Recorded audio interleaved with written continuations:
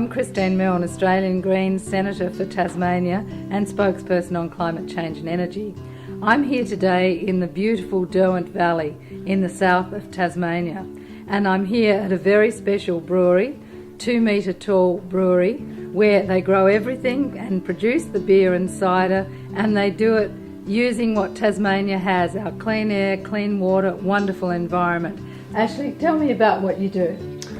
Well, we make beer, which is not an uncommon product in Australia. However, we are a very uncommon producer of beer, and why we prefer to use the word ale, if only to differentiate us from an industrial, fairly artificial product, which is the mass beer market.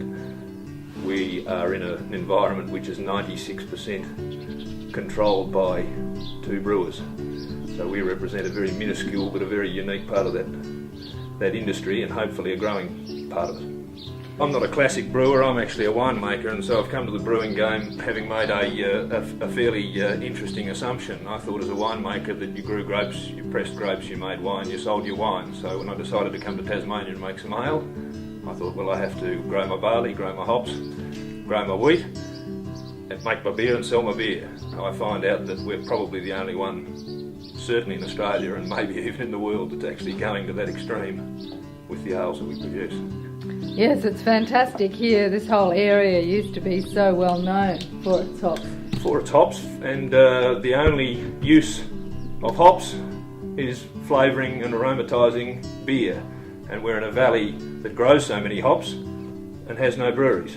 Well, until we turned up. Now it does with 2 metre tall. But very appropriate. What do you really need now in terms of government policy to really get this industry to move along? Because I know that the whole tax issue is a problem. Well, there is a uniform voice amongst the small brewers that the one thing that differentiates us and holds us back as an industry is a whopping great excise tax. Now, I make apple cider and ale in the same premise, and those 2 products fall under 2 completely different taxation regimes. One, beer, is taxable via excise, which is the same for cigarettes and diesel fuel and petrol and whatnot, and the other, cider, falls under the same category as wine and any other alcoholic beverage, quite frankly, except beer, which is a wine equalisation tax. And as a small producer, what the excise the brewers pay up to 30% of the wholesale price of their product up front to the government in cash every Monday morning before we've even recouped the money from the sale to the customer. So if we could change this regime for you, it would benefit you, it would benefit certainly this valley, but what about the rest of Tasmania? How many microbrewers do we have?